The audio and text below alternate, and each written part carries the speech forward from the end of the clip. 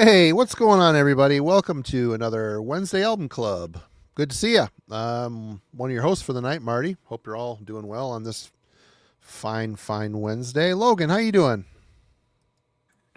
I'm great. I'll wait till after to pour my beer. Look I at know you I know it multitasking: now. cats, Yeah. beer, and talking It's about metal. it's a lot going on right now. Let's see. Centering myself. Yeah, been busy, crazy week. Just wrapped up Mardi Gras. Insane festivities down here that a whole month building to one hungover morning, basically for the city as a whole. Yeah. Me a little bit, but definitely the city more so, I think. There's a 2025 album I want to talk about real quick, but I'm not going to share it with you because you don't need to see the album cover. I don't want to get demonetized, the Heavy Metallurgy show.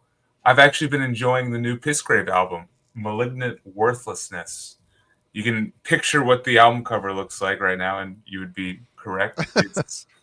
It's some grisly maggot-infested tumor, I believe, and the album itself.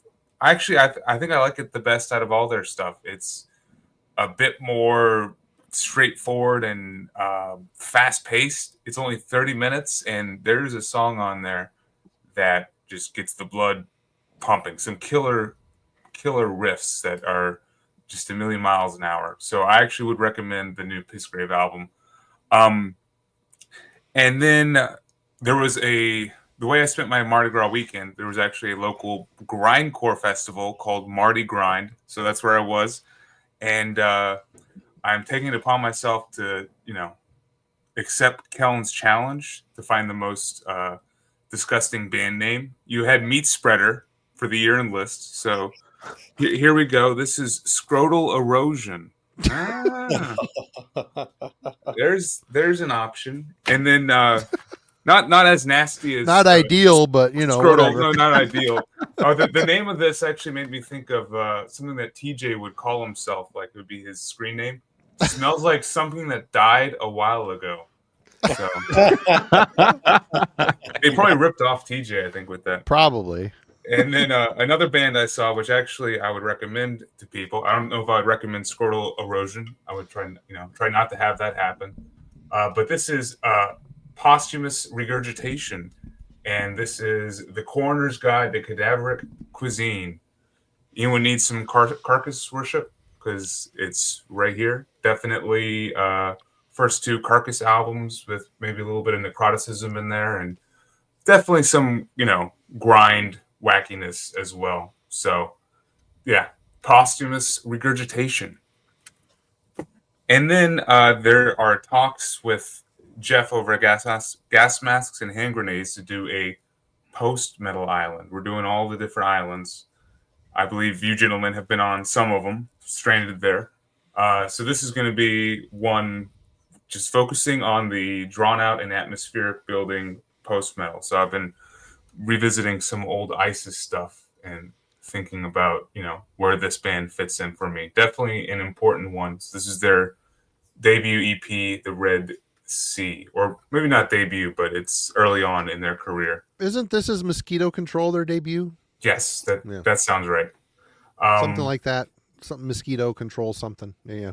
That'll be coming towards the end of the month, I believe. So I'll probably mention it again at some point. And then real quick, something that's more up and coming. On my channel this Saturday, we are doing a death ranking and discussion. Myself and my literal brother of metal, Mark, he is joining me to talk about the whole 7-album discography from Death. So I'm really looking forward to it. Death is one of my all-time favorite bands. I love their catalog all the way through. My brother, he is actually not a big death metal guy. He went down kind of more of the heavy metal, hard rock, power metal rabbit hole, and I stuck with the more extreme subgenres. So this is kind of him venturing into death metal and this band's discography for the first time. So I'm curious to see where he'll land, and I'm just excited to talk about this band for sure. So that's enough from me. Cheers, guys. All right, good to see you. Kellen, how you What's doing? going on? Well, out of the urgent care room, so doing better. This is an improvement. Yeah, it took a spill, and we'll see if there's a tear in my ankle, but that's been my day. Besides that, what's going on? So things I've been listening to in the mail. I got this today. I think I talked about their previous releases on a album club not that long ago, but the new Chaos Inception has arrived on Lava Dome Records. This is entitled Vengeance of Angel. But besides that, not a lot of metal, I guess. So this, some crust punk from Japan. This is Life. I have that record. Ossification of Coral. Yeah. If you kind of dig that crust stuff. Yep. And another one that this is I think showed up on the stream that we did with Jurgen for sort of a nostalgia record, but The Day the Country Died. I love that record. I got that one too. Like that band. Yeah. So not a lot of metal necessarily, but been spinning some punk over here. All right. Good to see you. Jim, how you doing? Doing good. Needed something really hate-filled today. Just certain people that I don't like entering my life, so I decided I'd push thoughts of them out of my head with a little bit of Dark Angel, Lee Scars. Good old No One Answers and The Promise of Agony. Man, such a great song. Yeah. So many great crushers on this. The Death of Innocence, just a stellar opener, just absolutely punishing. I love Dark Angel. I love all their albums. This one is special to me. Bought the CD when it came out and was talked into it by the record store owner because didn't know what to expect, but I love it. And it's a great album of hate. So it did me well this week. Pushing out Thoughts of My Enemies. Also did a little bit of Gorgoroth Antichrist. Something about Gorgoroth just puts a smile on my face. I don't know what it is, but it's just they're the kind of black metal that just makes me happy. So yeah. So I started out with a hate there, and then some true Norwegian black metal bringing me joy immediately thereafter.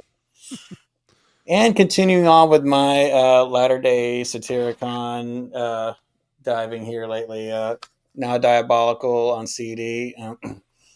Sorry, I don't care what anyone says. I love King. I love Now Diabolical. I love the Pentagram Burns. I mean, so many great crushers on this. There's some good songs on there. There is. Yeah. Good stuff. So yeah.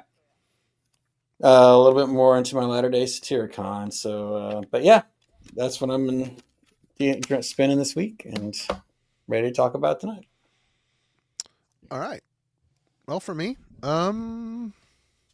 finally, I did some moving of shit around and realized I had like a 1.5 2 foot stack of records I either haven't listened to in years or I bought, haven't listened to, or only listened to once. This is one of them. Fortress Themes pour de la Rebellion. The latest one, I think. I don't think they put out a record after this. You know, Quebecois, excellent black metal, tremolo based black metal with really soaring tremolo harmony lines that soar throughout this stuff. They have their own sound, their own style. It's really, really good, solid black metal from Canada. This one, Torch of Our Final Night by Woman Is the Earth. I got this when we saw them, hadn't spun it. How many years ago was that? It's been sitting on the shelf. It was like 10 years ago, man. I know. It's been sitting. This is ridiculous. And yeah, I finally threw this on, spun it twice this weekend, and don't love the production of it, but it's really good. The last song in particular is really, really quite good. Where are the guys from? North Dakota, twin brothers, and so they're a 3-piece. Really great live, atmospheric black metal from the U.S. Really well done. Oh yeah. I spent a lot of time with this record this weekend. Dawn Razor. I wasn't in much of a metal mood this weekend. I spun a bunch of stuff that wasn't metal, but yeah, this is always fun. If you're not familiar, this Fields of the Nephilim, Dawn Razor, their debut album. Probably their most spaghetti western of their entire catalog. They got a little bit more. Well, they went a little bit more gothic, and then they went more into the metal influences as they went on. But this is just a great, unique gothic record with jangly, Western-esque type of guitar lines and just evil croaking vocals of Carl McCoy. Awesome. Man, this one. Whew, love this album. Debut Dead Can Dance album. Self-titled. This is their main record where they don't really sound like this again.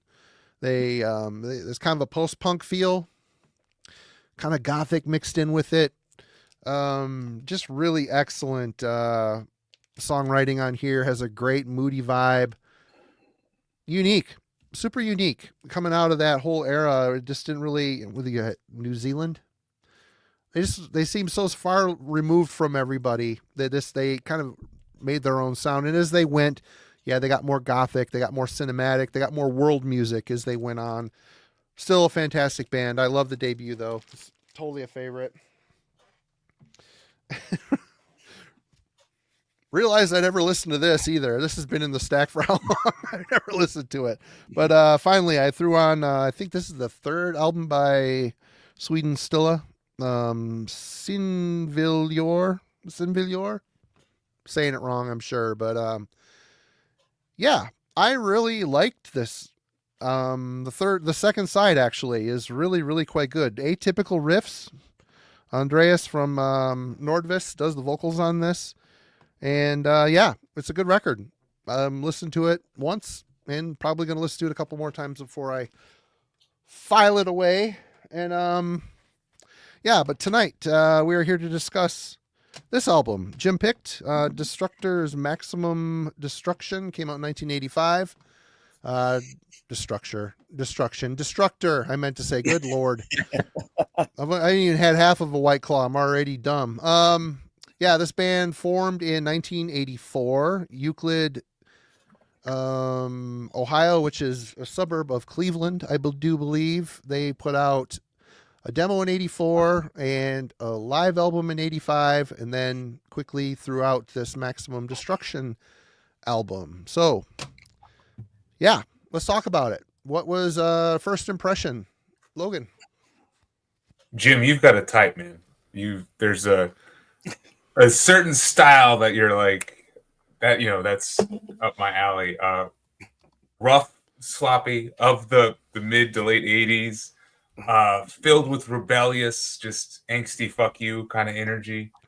And yeah, just kind of relentless lack of political correctness at times too.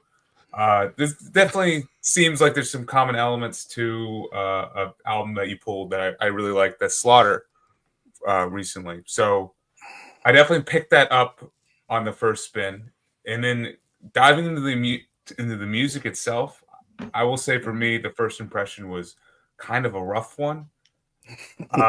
Like for some reason the Slaughter hit me like immediately, and maybe it's because I was more straightforward, but this one, like, it just kind of felt messy, and I wasn't able to separate out individual songs. There was like riffs and like vocals and more riffs and then chaos, and yeah, and then I wasn't able to pick out any songs, and then finally a song stuck out to me, and it was Bondage, the last one with like that chorus. I was like, what a great way to end. The moaning at the end. He's like, oh, hey, wait a minute. This is different. I like this for some reason. Favorite song. Mardi Gras, after all.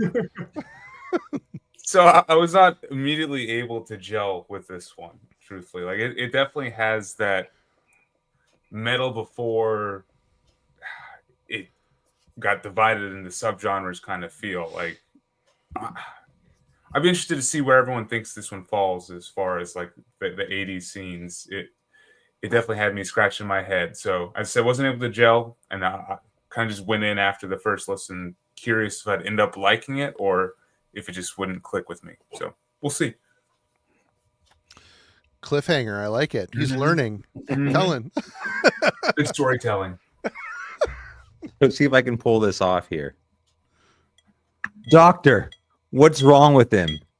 Too much core, too much post, too much tech, too much prog.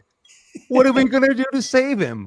Let's inject him with 100 cc's of Destructor's album and you'll cure this dude. That's what this record is. It is just pure. I mean, I would even say what probably stood out to me this past week was how many things it is not. How like they cut off any sort of ancillary sort of contribution to what mid 80s metal was and try to concentrate it on this record. Everything from the album cover to the lyrical content, like we'll get into it, but there's a certain kind of like American blue collar rough, just, I mean, we can get into the geographic sort of contribution later on, but it's just a lot of fun to listen to this past week. Well, my first spin with this band was on this Speed Kills 2 comp, which I spun the absolute crap out of when I was a youngin'. And it's a slightly better produced and better version of Pounding Evil. So, yeah, but the funny thing is, I tried to run and pick up most of the bands on this comp as I was a youngster and never got Destructor. I don't know, it just never turned up. Or, I mean, it was on Auburn Records, which who knows? I have no idea. I have no idea anything about Auburn Records. So it didn't get wide distribution. If I saw it in the store, I might have bought it, but I haven't now. I've had it for a while. I haven't listened to it much. Putting it on this week. I get the cult aspect of it. I think it's kind of a cult classic. It's definitely a blue collar type of album. I like the energy of it. I like the aggression of it. There's obviously passion there, but Logan, it's kind of a mess. Probably the point. Sounds like it was recorded live. I just think this is a band. I hear this and I hear elements of Blood Feast and Blessed Death, but Destructor are a lesser version of both of those bands, in my opinion. So it's an album that I've listened to throughout the week and have enjoyed it, but I was just trying to put my finger on what makes this not that special. It's good. It does what it's supposed to do. I like it, but it just doesn't jump off the page. You know what I mean? There's something, an identity maybe that isn't there. I don't know. I haven't been able to put my finger on it this week because it checks a lot of boxes of things that I should like and do typically like. Yeah, that's kind of where I'm at right now. We'll get into it further as we go. But Jim. Well, obviously I picked it, and it's kind of for all the reasons except for the one that Marty mentioned. I like it, because like Logan said, it's loose and all over the place. I like it because of what Kellen said, that it's kind of everything that was metal in '85, but not leaning too heavy into any of those specific genres, and by extension, kind of made them hard to kind of peg, and also that it's sort of like a palate cleanser, especially for what we listened to last week. It's a palate cleanser for me. I definitely needed something rough around the edges after what we listened to last week. It was sure, absolutely, yeah, produced, and for me, like it was, I loved it immediately. It's because, I hear, the sloppiness of Venom in here. I hear like early Slayer in here, very early Slayer. I hear speed metal. I hear thrash. I hear just straight. I hear Nwab of them here. I mean, there's one, the song Iron Curtain is very Maidenish, very, very first, second album Iron Maiden. Very sloppy, but very Iron Maidenish. But that is what makes it fun for me. I mean, these guys were more about, the attack and the effect more than they were about like, delivering something that was thought provoking or something that was, like really fine tuned or whatever. There's a very DIY / punk aesthetic to this record.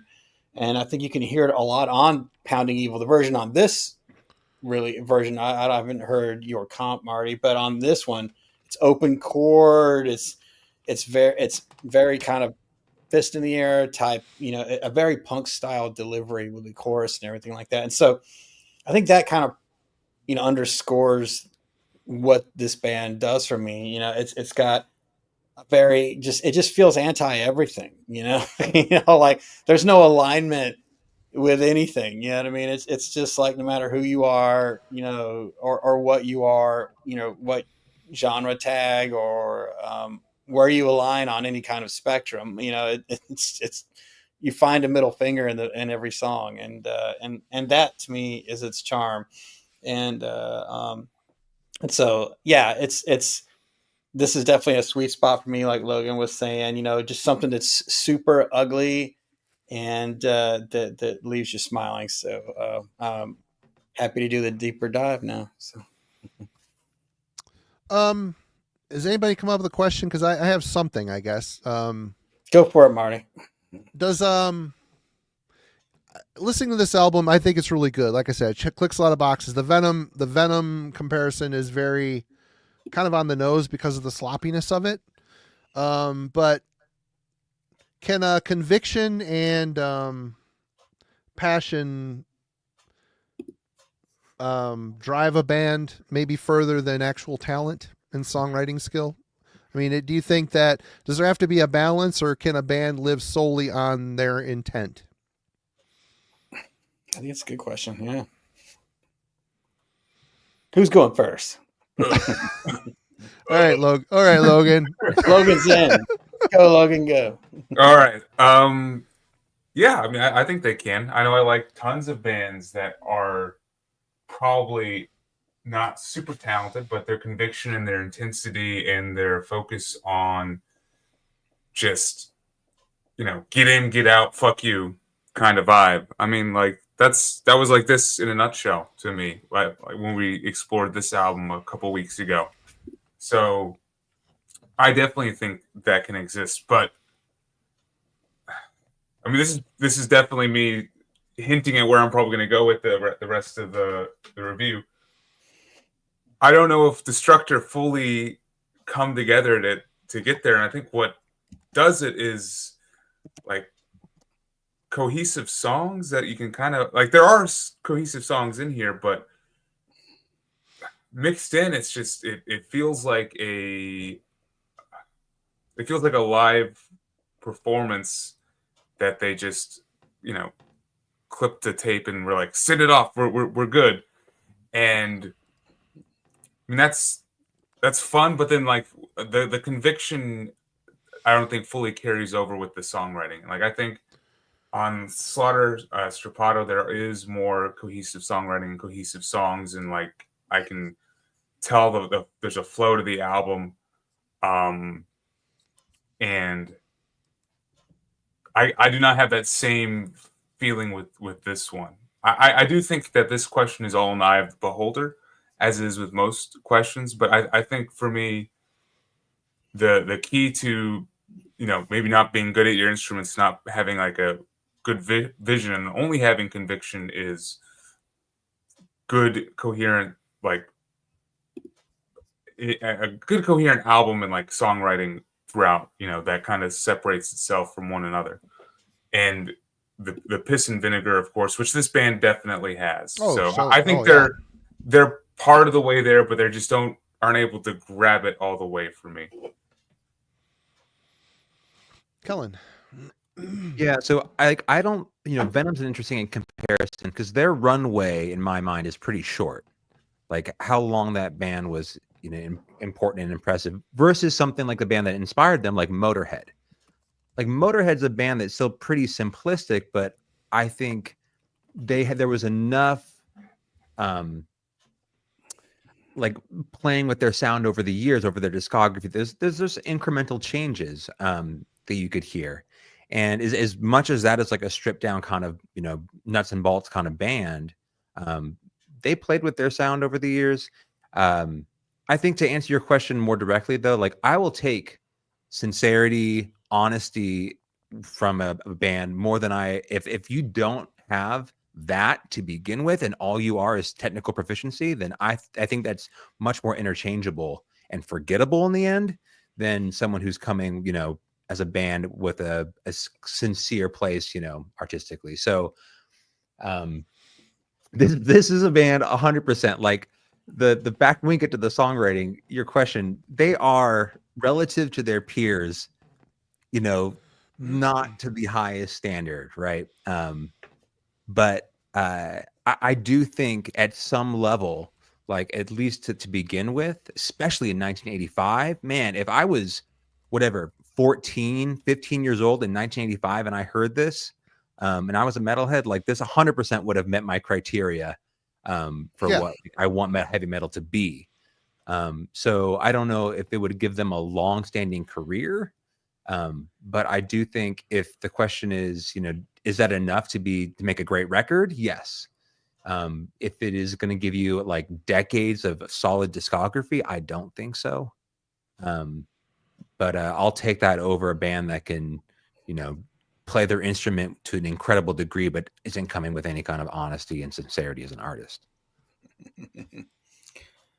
Jim. So, I mean, I think maybe I'll just start with the words of Destructor themselves for my comment here. Mad chronic headbangers shouting louder. People with hangups try to bring us down. Smash those fuckers. Make our sound. There it all is. That's right. In Smash a nutshell, there it is. Yeah. I mean, this is pure early 80s metal attitude writ large, man. I mean, yeah, I think this perfectly embodies it. It is like the, you know, right when metal was really, really turning away from like, you know, clean and storytelling and just like, you know, really punk and metal just colliding, two trains hitting each other at full speed. You know, that's what the feel of this is. And I absolutely think that they overcome, you know, maybe like, you know, sloppiness and execution with absolute pure metal attitude. And what's interesting though is, you know, there is talent going on here, man. Oh yeah. We've got some like, the drums are kind of all over the place. We first admitted the double bass is, you know, kind of pitter patters here and there and everything like that. You know, no worse than what we've heard from Venom and stuff. So it didn't bother me at all. But man, there's some really great leads all throughout this record. Some ripping solos. That's a definite ripping standout. Solos. You pay attention. Yeah, exactly. And you know, if you listen to like what the bass is doing on the aforementioned Iron Curtain, and especially on Take Command. Oh my God. That song's absolutely crushing. And the bass is loud as hell and he's doing really cool stuff. I mean, it's just, I mean, they get to the middle of that song. I mean, you know, like, yes. I really think this is one of those albums like when we listened to a couple weeks ago where I said it just sounds like, oh yeah, where I showed it a couple weeks, the Virus thrash album. I was like, oh, they just sent in a 4-track and Combat just put it out. I think that's exactly what happened here. You know what I mean? Because you could totally tell on Take Command that they just like they just cranked the bass for the last half of the song, man. Yes. It's so amazing. And but also really cool. The arrangements are really cool and really unique. It's very memorable. It's you know, it's like this bouncy kind of Sabbathy, you know, type of swing. the latter half of that song, and they never do anything like that again before or since on the record. Like it's the only moment like that. Just I think that these guys absolutely like over deliver in the emotional aspect of it, and overcome sort of the execution issues, but I also don't want to undersell, in my opinion, what this band is doing, because I don't think that it's like I think like to Kellen's point, this isn't super simple, man. There's a lot of tempo changes here. There's a lot of interesting riffs. They're great solos. Vocals are definitely wild. I mean, the scream that introduces you to Maximum Discretion. I mean, it's like somebody had just like crushed Kronos's balls like that. That's what that scream sounds like to me. He's just letting out a wail. You know what I mean? But there again, I mean, that's pure metal. And I think that I have no shame, man. I came up in a pink and white trailer in a small town in Southern Alabama, right? Luckily my stepdad swooped in, military guy, and saved us from a life of redneck hell. But I can tell you that there's plenty of true metal that its embers started burning in the backyards of the poor and the downtrodden. And that's what this band makes me think of. And that makes them, to me, true as fuck and steel as hell. And I am super glad to be listening to them and giving them some props tonight. Oh yeah. And it's again, this is kind of like the Slaughter thing for me. If this is one I found in 85, my conversation tonight would be a lot different, because I listen to this, I like it, and I know a teenage me would have been like, oh yeah, but I got this a year ago. So I've got no personal other than the one song off the Speed Kills comp. But to answer the question, yeah, I think the spirit to do is it can pull a band quite a ways. And right here, what did Frosty say? I started. Everybody go check out Daryl's channel. He just put up a new video this week too. So cruising right along. I think those variables make for one great album, but my camera's in the way. Continue on with just the passion and drive. Not sure. It's kind of where I'm at here too. And obviously, apparently there was somebody killed in the band. The band in '88 after some demos that followed this. I don't think they were released. Maybe they were, but they broke up for 18 years, something like that. They're back together. But it would have been it, because there is stuff going on here, like the instrumental track. It's got some new wave of British heavy metal runs on it. There's elements of, hey, we can do stuff. It's just so ramshackle the way it's, because like the vocals are killer, but they're sometimes off the beat. It's like he's screaming, but like he's playing and singing, and he fell behind, and he's just, I'm going to complete it and sing it the way I want to sing it, but it's not on perfect time. I mean, little shit like that, hearing it for listening to this album. I heard this album probably twice before this week. I'm just listening to it again. I'm like, wow, this sounds like they just set up and recorded it on 4-track and ta-da, it's done, but there's a charm to that as well. So I think the will to do is a good get you out, get you going. It would have been interesting to hear the songwriting come together a bit more on a second album, a little bit better, more refined production, tighten up the playing, and it would have been. I don't think it would have detracted too far from their street brawl sound. I think it would have been a little bit of composure in the sound department and tightening it up. I think it would have definitely helped this band a lot. So I don't know. I don't think a band can sustain itself alone on passion. I think, to answer this question, even though it doesn't necessarily fully apply to this band, because they can play. Venom got a long way on passion. I mean, you watch some live stuff. Abaddon was a terrible drummer. He just was. His timing was like this. It was terrible, like a sack of potatoes rolling down the stairs. But they somehow were just used to playing that way, and it worked. It somehow all came together. There was more spectacle than obviously they wrote killer songs as well. They weren't just crap. There was good music there as well. So there has to be an element. It can't just be completely raw and passion. There's got to be a substance, and thankfully Destructor does have some substance. Let's talk about the songwriting composition of this album. Did we all get in what we wanted to say on that? I mean, that was just a pull out of my ass question. So, no, I think it was a great question. It's a good question. Okay, for cool. Spur of the moment. All right. Yeah. So songwriting composition, to me, it's mostly like we've kind of been talking about. At this point, you wanted to say Venom, like that early, I don't even want to call it, yes, first wave black metal stuff. I could imagine these guys listening to Frost or listening to Venom. But they've also got a little bit of an American thrash sound. So the darker thrash. What's interesting is this comes out the same year as Seven Churches, but it sounds to me much more like, okay, I'm familiar with what this is by 1985 in terms of their major influences. There's, to your point, there's a little bit of the speed metal. Like I associate that with like the sort of sloppiness of the sound. So sure, like Exciter or early Razor, that kind of stuff is also going on here. The track that I think probably stands out the most, Jim mentioned that early, is Iron Curtain. I think that was on their first demo. That was like the lead track on the demo that came out in '84. And that one to me is very much rooted in the band that grew up on new wave of British heavy metal. Dude, I wrote it in my notes. I just want to cut in here. That song's been mentioned twice now.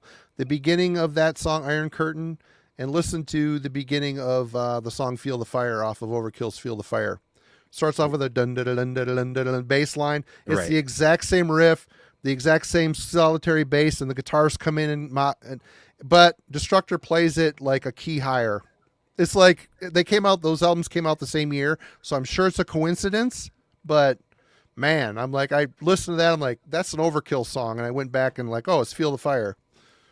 Exact same beginning. Exact same. I hear Overkill on that. So anyway, sorry, I didn't mean to interject. No, it's all good. It's all good because I think we're all going to be like, that track, I can 100% stands out relative to its peers here. But, yeah. I love, so the vocal playful one, Jim kind of talked about sort of the live energy of this record. There's a moment on Destructor, which is a super speedy track that comes around, and it feels like he's on stage pointing to the band members and calling out their name during the solos. There's a whole section where they're soloing, and he's like, says, because they all have these monikers, come on, Flammable, Overkill, Pound, Holocaust. Like, you know what I mean? Like he's telling the band members on stage, and like they get a little solo in, whatever. It just feels hilarious. But I'm sure it was tons of fun, whatever, to record that and just kind of talk to your friends. And at that point, like if you're in a band, that's kind of what I envisioned during that section. I love the moment on Pounding Evil, because there's a thing you do in speed metal vocals where you kind of like bark and then you kind of like take a little high shout. Blessed Death and Blood Feast both did that a lot.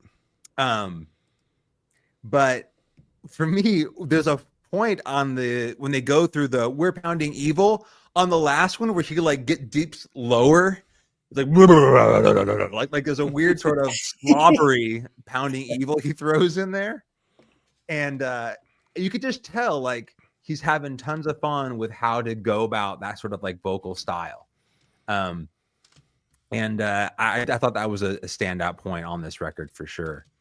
To your point, I do think, the first thing I heard, well, this kind of ties into the production, but there are some very prominent moments where they're playing with the bass on this, and it gets the musicianship solid, but it's also like, we want you to know how, like, this is the part where you crank up the volume because we're gonna like tear into this bass part. So the point on, I think, that Jim mentioned it all earlier, but that kind of, I don't know if a bass solo or just overtake that happens on I think is it Iron Curtain, that is pretty impressive. But those are sort of my major sort of takeaways with the songwriting and composition here. Logan. Yeah, so to try to tackle like where does this fit in, I guess like on one hand I'm like this definitely sounds like thrash in its early like kill 'em all, show no mercy kind of days, but I definitely am in agreement with all the new wave of British heavy metal like talk thrown around, and I kind of had a clicking moment with the vocalist earlier today. Actually, I was like, man, he just sounds like Paul Di'Anno, kind of like that. I didn't That think just about like that. street, I bet like what's that street again? brawler kind of thing. Like I was Yeah. I was actually hearing some Phil Anselmo kind of vibes, which I don't know if that's accurate or not, but just how like it's like he's shouting, but there's a certain melody in the way that he's not just like thrash snarling. There's definitely a bit more melody there. So I'm definitely a fan of the vocal performance, and I think overall it makes where they fall as a band a bit ambiguous. And I think I do end up siding with they're more of the thrash, like they've got the speed and this rebellious like nature, but it just sounds like they're not taking cues from the Bay Area thrash scene as much as like other areas, and probably just their own local metal scene, and maybe just other like smaller American metal scenes. Like was Nasty Savage around like prominent on the scene back in '85? Like I believe so. yeah, We can look real quick. so maybe some from them, but they definitely have the blue collar and just overall feel of a new wave of British heavy metal band coming around in like the debut 1980. The debut Yeah. Nasty Savage came out in '85, same year as this. Oh. So I could see some cohesion there. So I think it's a unique sound that could have only been made in 1985, just like I think Strapato by Slaughter only made in like 1987. Definitely agree that this is just, I feel like, recorded live over the span of a weekend. I feel like That's it might what have it been sounds written. like. I feel like it might have been written live over the span of a weekend with a couple cases in between. Well, they pulled together every a member. full album in less than a year, it seems like. So, I mean, they were pretty productive right up front. I mean, I definitely give them credit for that. Like, it's just I think the songs sound somewhat bloated, or okay. So the individual performances themselves are all great. I like the vocalists. The guitar work, as you guys have mentioned, is great. The leads are good. The guitar solos are phenomenal. Like especially on Iron Curtain. I mean, that might be a sweep for all of us tonight. That guitar work and the solo just builds and it like kind of climaxes towards the end very impressively. And even just the guitar work on the opening song is phenomenal. And I also love the bass and how they're incorporating the bass into the songwriting. But it's just like the individual songs, I don't feel like come together in a way that really hooks me or grabs me, Like the choruses are often just, we're shouting the line, which is typically fine. But I don't know, there's something that's just missing here for me. And I feel like their individual performances do not quite equal the sum of the total. But yeah, I guess that is kind of where I'll leave that. All right, Jim. Yeah, I mean, I think Logan's on something there about these guys are American thrash, but there's definitely an east of the Mississippi style to what these guys are doing. It doesn't sound Bay Area or anything like that. It's very speed metal-y at times. Very speed metal-y. We already talked about the new wave of British heavy metal influence. I definitely hear a Paul Di'Anno style vocal on Iron Curtain, and there's I think a lot of British metal influence. Because like you think about A War with Satan, it came out a year before this in '84. And in Iron Curtain, there's even like an interlude where everything quiets down and it's just the bass kind of riding a triplet. You know what I mean? On that interlude, and then before it kind of picks back up, and the same kind of thing that happened in A War with Satan, though that happened like, 10 times over a 24-minute song, a long song. But still, like, I can see these guys, listening to Venom and first, second album Slayer, and definitely early Maiden and all that. And, maybe some Agent Steel, it's, that's kind of where these guys are at, Exciter, stuff like that. You know what I mean? And still in 85 when, the term thrash was really not being used very much at that point. It was like, it was kind of there, but I don't know that it had been fully formed quite yet. But I think that's kind of how Destructor was. Like, they're taking all these elements that we kind of look back on and consider like black metal, speed metal, whatever. But at a time when it was still like in a lot of circles, just metal. And so they're pulling from all these bands and kind of putting that in, I think they were listening to some punk too. And so they wanted to play a little bit faster. And so, yeah, definitely things like, the rawness of Kill 'Em All, probably had a huge impact on these guys too. Try a little Discharge in there. Yeah, exactly. And especially on Pounding Evil. But yeah, man, it's an interesting, it's interesting to listen to listen to Logan speak about this, and I think he understands what they're doing so much, but he doesn't. He can't get all the way there, and I'm like, man, you need to listen to this again. That's exactly listen to it again. That's exactly it. You're almost there. You're not quite, because it really does. It's been frustrating, honestly. Drink about a 6-pack of PBR and then go into it. It's so cool you said that, Marty, because I was just thinking, I was like, this album was concocted on a case of Natty Light. This is drunken speed thrash metal at its best. This is what happens when cheap beers are slung and just as cheap guitars are played through really crappy amps. This is what happens. But when you've got like a modicum of talent, it can be really punishing, and it kind of goes back to what I was saying earlier, about and from the bowels of the trailer park can come true metal, and that's what I'm hearing here. These guys like ran out from whatever pit they crawled out from under, and just put it together, come what may, and did impressed well enough to actually get put out by a small label on vinyl back, and I've got the Auburn Records press behind me, which I'm very excited and proud to have, and I'm glad that they were able to cross that line. But talking about the musicality though, in a more direct fashion, the bass work is super impressive here. Like I mentioned before, the bass is all over this thing, and yes, I love the distorted sound, but there's even like the opening track, Maximum Destruction. It's not distorted at all, but you can still hear it really cleanly, and the playing is done really well. The solos are just great, man. Like really, really well phrased, and I love the trade-off aspect of it. It's like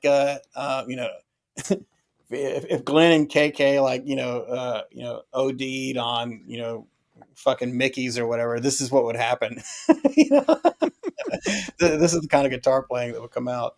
But yeah, it's still there. It's like not cohesive, but yet cohesive enough, to be, each song having a very, for me, its own identity. And you can chalk that up to them, kind of playing on their disparate influences and being really excited to kind of push this style out and that style out, because, I can tell these guys are just listening to all kinds of metal and this is what's coming. But that's what kind of, for me, made it exciting. It's, where Logan here is like, it never really comes together. Like I hear, an excitement of metal in all its forms that were, strong and underground at the time in 85. And this band, just loving all of it. And this is what came out of that love, and embracing metal in its fullest form, except for, there's no poser metal in here. there's nothing from the LA Strip here. This is what real metal was in '85, and just done a little more drunker, a little more faster. Right on. And I don't really have a lot to add to this, other than the fact that for '85, these guys are very much a product of what was going on at the time. Right in this area, you got Slaughter. There's a similarities here with Slaughter. There's similarities with the other couple bands I've mentioned. Yeah, I think the bass work is great. The solo work is great. The drums aren't bad. There's times they fall out of sync. And not just the drums, but the vocals, like I mentioned. The guitars are usually pretty spot on, most of it. But I think they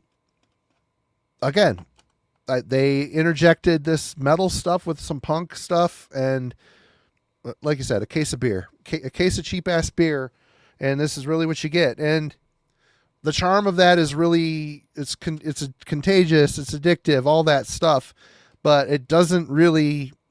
I mean, I guess I don't need this to be some grand statement. It doesn't need to be a grand, unique statement. I don't know what I'm shooting for here. This is not Fate's Warning. No, this is not Fate's Warning.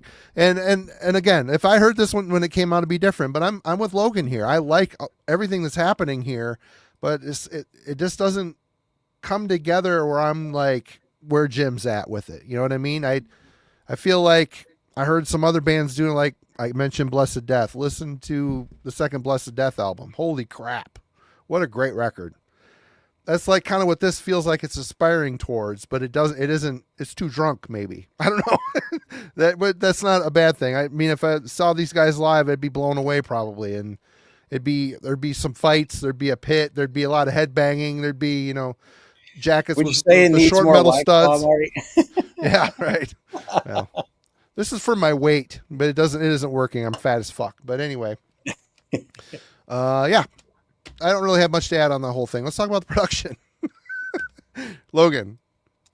So yeah, I mean, I keep going back and forth with, is it because of the songwriting that I don't click with this album, or is it the production? Is that what's keeping me back from like gelling with it?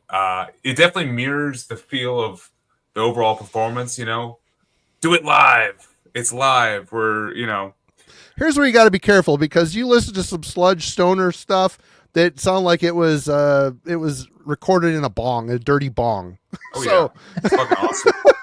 It's fucking awesome. So, but that one, it's all about the guitar tone there, Marty. This is like all this stuff coming at you at like, the speed of a bullet train, and they all sound like they're competing for similar space in the production sometimes. And it maybe it's what you guys are saying, where it's just like someone with like a 4-track being like, all right, it's this member's turn. Turn it up, to 11, and then put the next instrument in there. Like, let's turn up the bass here.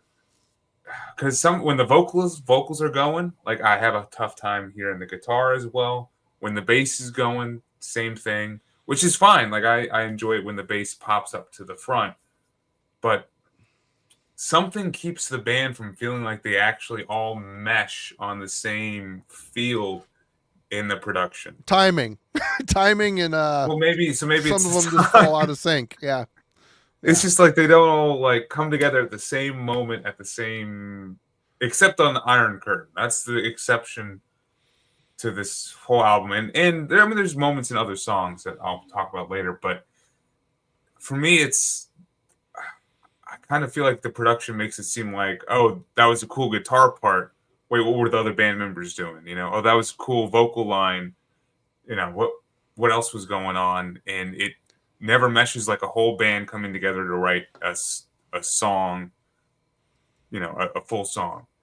But there's no denying that they do a good job. It does a good job of capturing the live feel. I would love to see this band live. Like I can only imagine what it was back in 85 or 84, being able to see it. They seem like a live band. Just everything from the energy of the performance to, if the guy is calling out the members during, that would be fun. Just look at the album cover, even just seeing that up on stage. I mean, and I think the production does a good job of capturing that energy and that aesthetic. So, like, I still don't even know if I can fully blame the production for it not clicking with me, because at least carries one of their most unique elements, the fact that they're just fun and filled with energy, you know?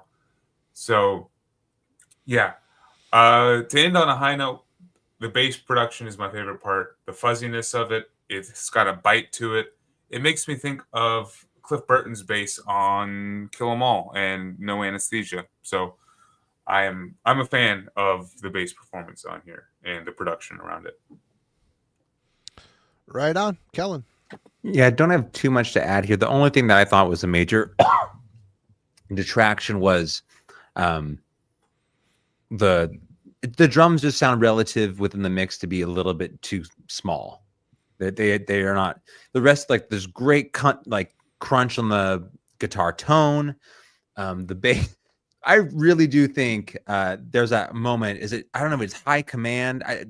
But it's like someone went in the mixing booth like a minute and a half into the song and just completely changed how present the bass was on the song. Probably the bass player. He's like, screw you guys. This is a cool part. Yeah, when they were doing the mastering, this one little touch I'd like to do here, but because it's totally divorced from how the bass sounded for the first minute and a half. Like, it is a totally different kind of production there.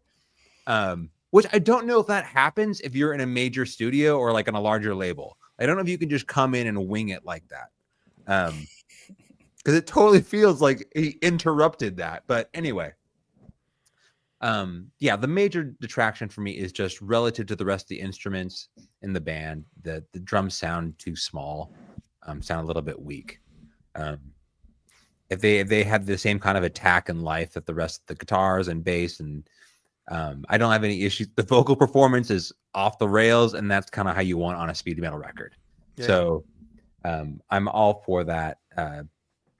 Yeah, drums are the only thing that I'll take away from this record. Jim. Yeah, production wise, yeah, I think we're all on the same page. I mean, obviously, I love the bass sound on this, and yeah, it's take command where they just crank it up. That's literally what happens, because you're right. The first half of the song, it's like normal regular bass, so it's like bring on the ringer, which I thought was hilarious, and I was like immediately, I was love this one. It's great, like the complete anti-Lars in the studio. Like, imagine if Lars had said the opposite for Injustice, like, turn the bass up all the way. That's exactly what happened there. Yeah, I love the guitar sound, even though, like, it's so undefined, you know what I mean? It's like, I don't think it's because they aren't palm muting in a lot of parts. I think it's just because, like, they just like turned all the knobs all the way to 10 that it just sounds like rah, rah, rah, rah, rah, rah, when it should be like dun, dun, dun, dun, dun. It's like rah, rah. That's kind of like that feel on Maximum Destruction. It would have sounded similar to the beginning of Hell Awaits, but because it's so like ugly, you can't even really tell that the riffs are sort of similar. Like it's just insane. Like, cracks me up. I don't mind the drums where they sit on this, and I think it's because, like, I love your metaphor there, or whatever you call it. Marty, when you said it, so it sounds like a sack of potatoes going down the stairs. Like, there's definitely some bass drum hits on here where he kind of loses it, and it sounds like a sack. He's probably having a hard time managing the speed. It was before the shift in drummers where drummers finally figured out how to play faster, but there was that middle part where it was a little rough. People are just, I'll just play the kick drums faster. That's not the same. Yeah, and they couldn't do it. Like, I can't keep up. He probably was listening to early Priest, and then suddenly, Metallica and Slayer hit the scene. He's like, "Oh, dude, I gotta." I'll just play Priest faster. It's just not the same. Yeah.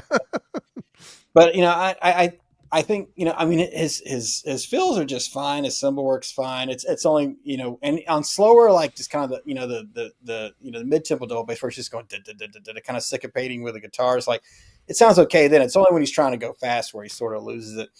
but other than that, I mean, I really like his playing. But I think it's kind of cool to me that it's okay that it's the kicks are a little in the background, because I think it would just, if they were too much in the foreground, then that would be like really distracting. But other than that, like my only other comment would be, I love the crazy vocals. I wouldn't have minded having him pull back a little bit, because sometimes when he does those random like, wah! It almost scares me sometimes. I'm like, yeah, like it hits you out of nowhere. They almost feel like an afterthought. It's like, oh yeah, I'm gonna scream here. He just kind of throws them in. Scream out the middle of this line, or like the start of this line, the end of that next one. Yeah. It's just like, but like Kellen said, it's off the rails, and a lot of speed metal bands were this time, and honestly, like I just wouldn't change it. I mean, you can tell by how much I'm laughing and smiling. Like I really love everything about it, warts and all. It's like what makes this record what it is. And if you took an eraser to any of those rough edges, it just wouldn't have the same charm. So I'm good with it. Yeah, not a lot to add here. It sounds like a metal band with not much of a budget, and they got kind of like a punk production. Very live, very raw. It is what it is. Grab your ass and go. Get what you get. Don't throw a fit type of thing. Nothing here production-wise bothered me. I mean, you hit play on it right away, and it's like, okay, this is an album that sounds like 3 steps above a demo production. It's still good. It's live, it's raw. Again, it really brings out the fact that, it's heart. There's a lot of heart here, and they're just, working past whatever sonic problems and just going for the performance, whatever it may be, So yeah, I think the production actually matches what they're doing quite well. It gets murky here and there, but it's not offensive or bad or wrong. It fits the album, I think, well. Least favorite songs. Logan. All right, let me get the least favorite out of the way. So truthfully, I'm just not a fan of how this album opens up. I'm perfectly fine with the prelude to Sledge thing, like the Destructor. That's cool. I'm all on board with stuff like that. That's perfectly fine. But Maximum Destruction as a song, I think, is just one of the reasons why I initially got off on the wrong foot with this album. It's the longest song on the album, and it just kind of has a meandering and almost aimless kind of start to me. And I'll have to, I'm going to listen to this again after hearing this and like Jim's take, because it's kind of refreshing to hear the alternate opinion on this. But to me, it takes like 2 minutes to launch. And then from there, it doesn't really find its place. Like I can't figure out, like, are we going from a verse and then how we get from here into the chorus where he's like, maximum destruction. And then there's that crazy part where like the guitar's going and he's like scatting over the guitar, it's cool. Like that's a very cool part. And that might be my favorite part of the song, but I think that is a perfect example of the feel of the album. It feels like kind of improvised, just like in the moment, like, hey, do that. Let me try this. And, anti-jazz metal. Yeah. It was just such an interesting songwriting choice. I'm still like scratching my head over it. Then other tracks just kind of fall flat and not as memorable for me. Like Destructor and Overdose are songs that I can't recall, and I hate to say it, but I'm not necessarily a fan of the instrumental either. I think it's just you don't like instrumental. You don't like it's called instrumental, you fucking poser. Oh, is it called instrumental? It's called instrumental, man. Wow, this is just as bad as when I listened to the Wrong Creator album. I thought it was just instrumental as well, so don't feel too bad. You guys need to drink more Natty Light. I think so, or less maybe. I don't know. Okay, well then I take back the criticism of just calling instrumental. It is. There it is. It is. I just looked it up. All right. Now on to the songs that I like. Take Command and Pounding Evil are simple but infectious. The live energy of them is cool, and honestly, it highlights what I like about this album. Nice effect. God, I want that. You're welcome. He's pounding evil. Dude, the vocals and the choruses, just how he repeats it. What the fuck is Are happening? you guys, Look at Kellen's got fire. He's awesome. He got like a halo around his head too. He's angelic. you guys are like possessed by metal right now. I'm confused. My favorite song on the album though is Iron Curtain, as we said. It's just the best of both worlds. It has the feeling of like improvisation and like live energy that Maximum Destruction kind of has, but then it nails it by coming together and forming a song that I follow. And I think it builds. It's the bass run in the beginning and then in the middle, and then towards the end it's got the guitar work, guitar leads and solo that just is kind of epic. I mean, this is like a 9 out of 10 to maybe higher level song. So it's good, and I just love how the instrumentals on that track builds off of each other, and it highlights what the album does well. And then I will say that Bondage has not clicked with me yet. Outside, just the lyrics take me out of the song every time. It really dates the song and the band in a bad way. I mean, there's a lot of bands that do that. They're hard. Yeah, that one's tough to take. The lyrics are. I mean, and back in the '80s, you wouldn't have batted an eye, but in the '80s, it would have been called sexy. That kind of stuff doesn't age well. No, it doesn't age well. No. Sorry, it's us millennials, our fault. But yeah, so there are some good songs that I do like on this. All right, Kellen, what are your thoughts? Okay, so let's talk about the songs that I liked. I'm gonna go.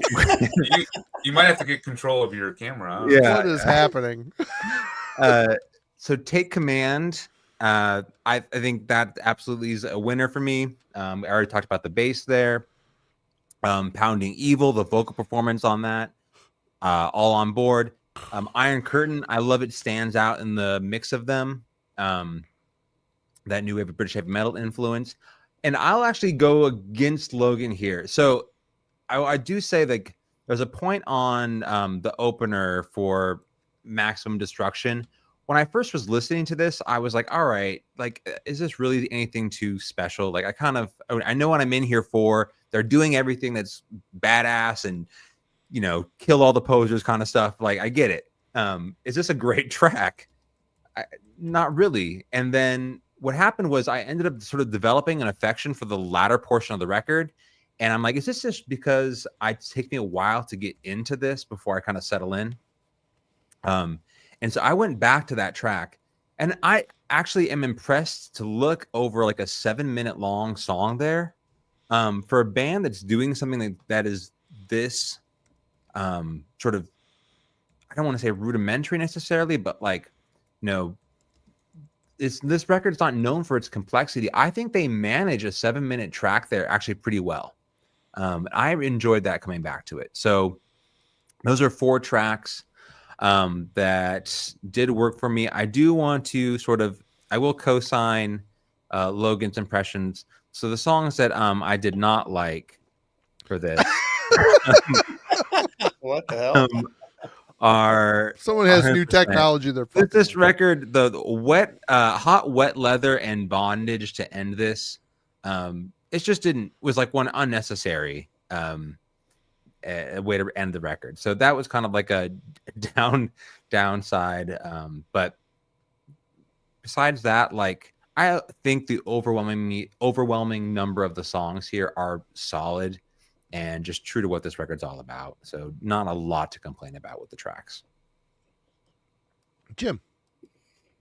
I think it's interesting how, even when our opinions on an album can vary greatly as they do tonight, we sort of still, a lot of the times we align on the same songs and being favorites. And I can tell you that, yes, Take Command is my favorite song. I absolutely just love that song. It's just pure metal, everything about it. Take command, take command. the killer bass, we've already discussed at length. The double bass that rides it out, it actually played well at the end of it. That's when he does that syncopated kind of style, and that's where his sweet spot is. Destructor has great lyrics. It's just pure, hail metal type lyrics, and you guys know how much I love that, and so super love that. Overdose is a standout track for me. We've got a killer intro riff that kind of goes into the alternate picking thing. The chorus is really brief on that, but then there's Logan, I recommend listening to Overdose again.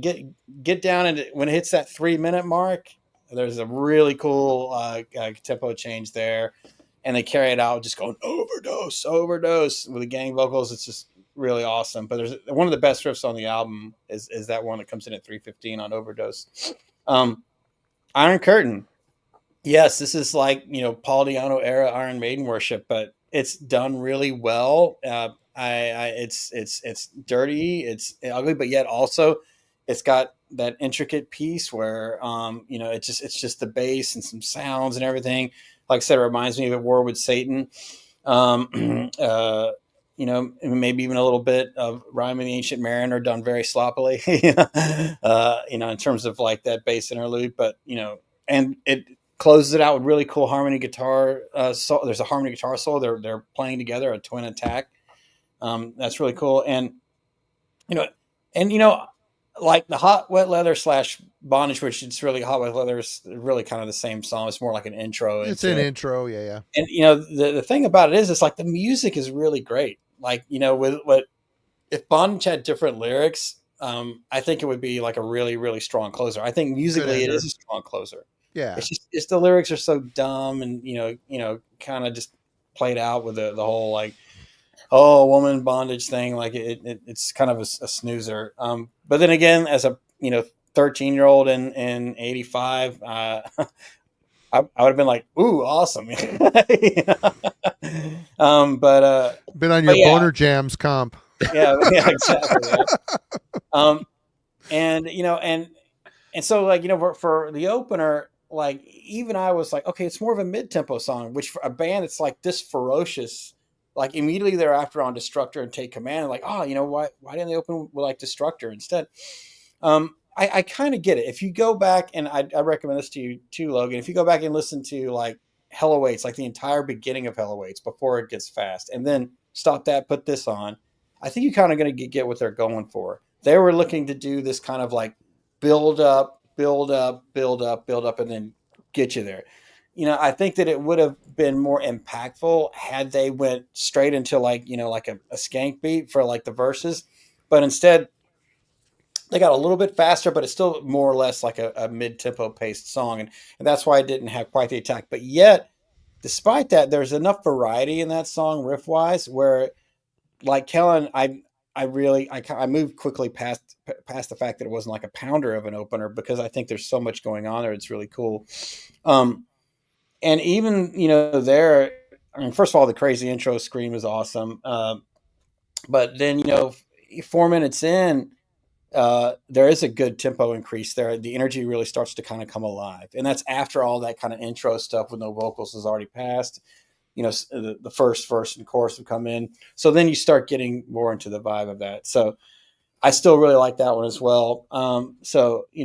And instrumental, dude, what the hell? Instrumental's awesome. First of all, instrumental, yes. Okay, come on. Amazing title. But there is a really cool main riff in that song where they're doing like artificial harmonics on it, and it just sounds really, really cool. In the midst of all this like metallic chaos for this like, natural harmonics to be hit. And it's the cool if they do it enough times where they repeat it. And so it's a standout for me. And whereas, most instrumentals are like a fast forward material, generally speaking for me. So yeah, to me, Take Command, obviously Overdose, Destructor and Iron Curtain are my favorites. And Maximum Destruction, still a good opener. Hot Wet Leather Bondage would have been great with different lyrics. The music there is still solid. So yeah, that's it for me. Yeah, pretty much mirror my sentiment on the Bondage song. It's solid like the rest of the album. Really well done. Cool intro. Cringy sexual domination lyrics. It just really dates the album in a bad way. I don't care, but it's just like, Overkill had a bunch of songs about having sex with groupies a lot. And they're all just kind of like, heard it before. I think my favorite song on the album is Destructor. That's where I really started to put the vocal phrasing at the end with that shrill screams. It reminds me of, like a lesser interpretation of Blood Feast or Blessed Death, but nothing original here, but really provides that raw energy, which is kind of the saving grace of this record. Musically, one of the more complex tracks on the album. The very atypical chorus. I mean, I put it when I first started writing my notes, I wrote, this is song title is the chorus metal, which is a thing. But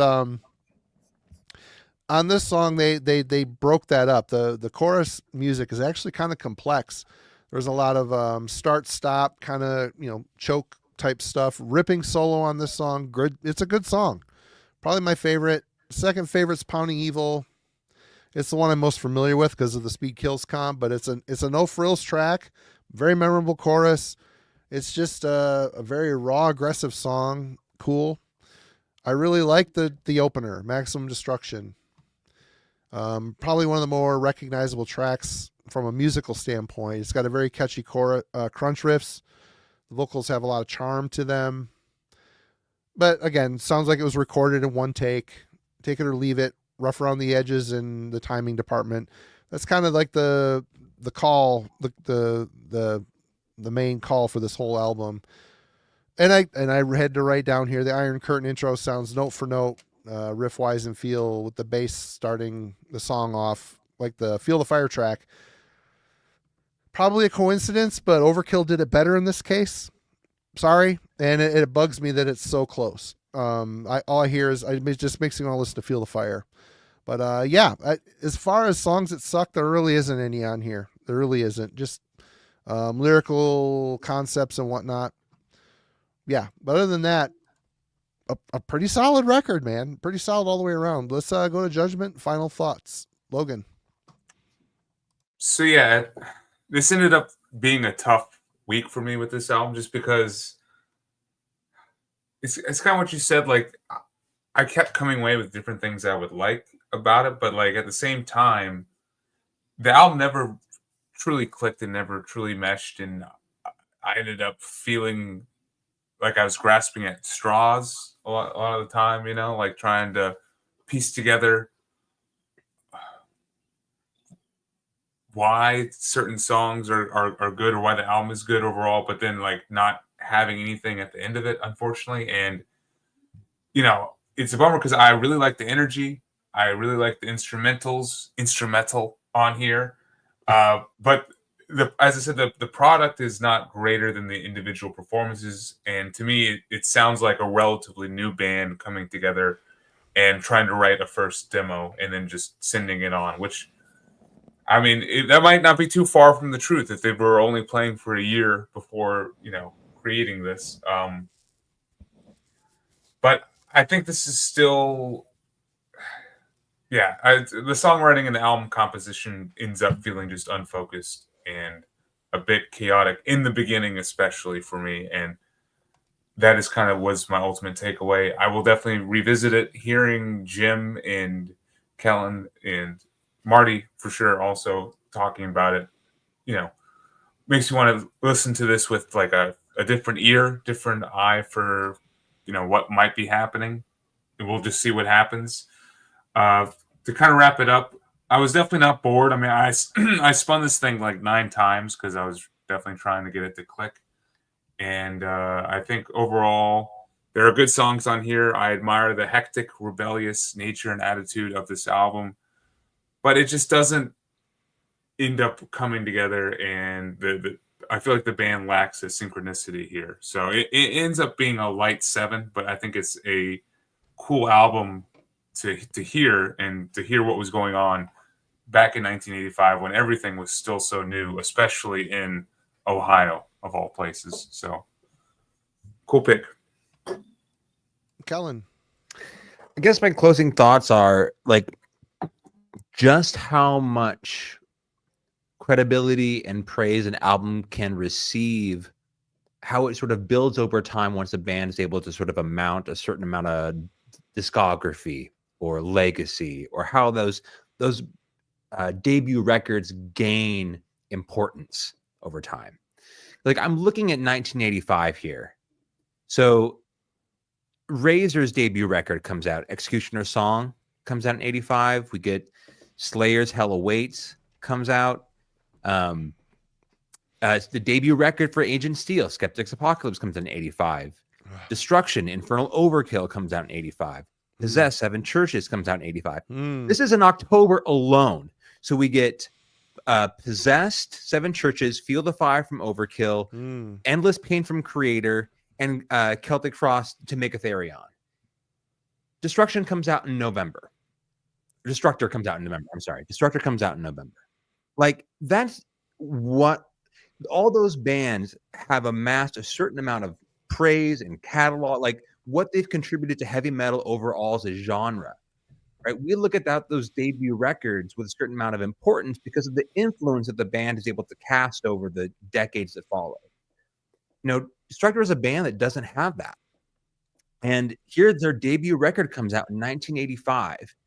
Like many of their peers that we're sort of pointing towards is like, oh, they're definitely influenced by this band, or they're circling this band. And maybe some of those records and bands that I mentioned sort of stand out. Like I think of Skeptic's Apocalypse as like a quintessential speed metal record. Like for me, there's something about that in terms of the vocal style in it that separates it from obscured into somewhere in thrash, right? Obviously, To Make a Therion is in Celtic Frost, their debut record, like that's its own thing.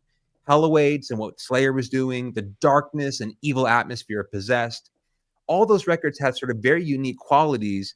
Here, I don't know if we look at this debut record from Destructor as sort of being an amalgamation of all of them, because we have nothing to really compare and contrast against the breadth of their catalog. So in some ways, if I heard this in 1985, maybe some of those records are better in sort of distinct ways. But this, I feel, should be counted amongst them.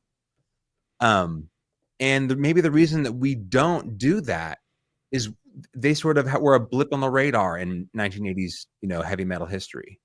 And so it's become sort of this cult following. But just something I was thinking about, like Overkill, like those, just October alone was a monster month. And all those records now you can hang on the wall and be like quintessentials within the genre of heavy metal. And it becomes a cult following because they kind of didn't have anything to back up or follow it up on. So, and all those bands you mentioned have their own identity, right? Own identity, right? And develop their sound over time. Like you can look at Creator and how they developed over the years, right? And you think of that early record and those early German thrash records as almost being like kind of black metal records in some way. So, I just say that it's very difficult for me to now discover this band, discover this record, and look at it and listen to it in a way that I'm like, oh yeah, this is a totally unique project. And I don't know if someone had scooped me up and been like, this is the first speed metal record you should listen to, right? Or whatever. And I got that kind of exposure, if I would think about this record differently. Or if I heard it in 1985, I would sort of group it in with many of their peers. But it's just something to think about. I mean, this week has been tons of fun.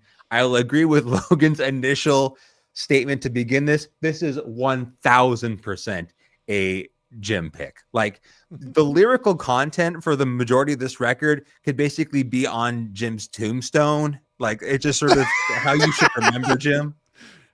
If he dies before me, I'm gonna read some of these lyrics at his funeral, and he's gonna be like, for sure. It's just a band from the 1980s that absolutely lived and died this. It's a total fun record to listen to. And if you're into this kind of like classic 80s sound and you've not heard this record, especially if this is like your era, there's an element of 80s nostalgia for you, like you haven't heard it, please check it out. I'll let Jim go last because he's the more passionate one of this here. But for me, I mean, what Kellen sized up, what I've been trying to figure out, what bothers me about the record, you sized it up perfectly there. And this record kind of feels like if 1985 was a metal party, Destructor showed up 45 minutes before the party ended, and they were supposed to bring beer to the party, and the only thing that made it was 2 cans of beer out of the 12-pack they brought to pass. That's kind of what this record feels like to me. I think it's really, really good. I think it just lacks identity. And again, if this is something I jumped onto in 1985, I'd have I'd have nostalgia connected to it. Other than one track, like I said, the Speed Kills comp, I spun the shit out of that thing. I can't believe it still plays, but I think they're a good band. I think conviction, heart, the will to kill with this music, I think I have to rate it an 8.5, but for what actually is on here, even though I enjoy it, I didn't hate any of this. I put it on, I was all smiles, laughing at the lyrics. I mean, there's a lot of, like I said, it checks a lot of boxes, but for me, it's a 6.5 record. It's just because, you got the area that they're in, you got Slaughter that are kind of doing very similar things. And there's other bands on the East Coast that are very similar to this style. Yeah.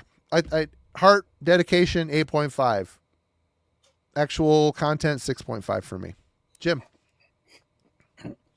We'll go with the average and say you call it a 7, Marty. That's what I would do. Yeah. Yes, you left me speechless with that low rating there. I was like stunned by that a little bit. So, but and that's not meaning it sucks, because I mean, I'll put this. I own it. I own this, and I put it on. I listen to it. And it's fun, but trying to like process it in real time without having any sort of connection, nostalgia to it, it's a completely different outcome than it would have been in 85 for me. Anyway, go ahead. Sorry. Well, I'll let Destructor have the last word, and their words are, "We have no mercy, only total speed, extreme power metal on which we feed, pounding the heaviest of metal, pushing ourselves over the top to the edge. Motherfucking Destructor. 9 out of 10. Right on. There it is. All right. Well, I guess I'm picking for next week, and the true in the true Metallurgy Album Club way, we try to go opposite of what we just did, and that's what this is. It's been on my list for a while. We're going to be listening to and discussing the latest album by Sweden's Monogarm, Ynglingassens Ode. Yeah. Monogarm. Here, I'll put it in the chat. What do you mean, uh-oh? Shut up, Devin. Here it comes. You don't even know. I thought you were going to pull power metal for a second. It's power-ish. Yeah. My kid played this for Jim, and Jim actually said, this isn't too bad. So yeah, I already know it's not too bad. So Ynglingassens Ode by Sweden's Monogarm. Yeah. Completely different than what we just listened to, which is the whole point. And show notes for us. Jimmy from Future Ruins will be on Friday with us. And don't know what the topic is yet. Monday, Sue Verica did a review for the new Pagan Altar album. I'll be getting that edited and up for Monday. And guys, I know Logan's got some stuff coming up on his channel. What do you got brewing? The Death thing. Once again on Saturday, yes, doing a Death discography ranking and just band discussion I believe it's going to be 8 Eastern Saturday. Come tune in. It's going to be myself and my brother talking about it, and then I hope to get a review recorded over the weekend for you, Marty, to put out. Hopefully, the album comes out next Friday. It's Wake's latest album, The Return of Magic. So, okay, cool. Hopefully, that will be up for like later in the week, next week. For sure. Kellen, what you got going on? Well, my weekend plans have changed a little bit, so I may have a whole lot more time to kick around and put some stuff recorded. So but yeah, I will. I've got a review that I need to get taken care of on a Turkish death metal band called Rosadas, and then let's see. I'll maybe something from my channel. Who knows? But yeah, I'll let you all know as soon as I get that out for you. Jim, any news? No, didn't hear back from that band we reached out to, so nothing new. So we mosey on.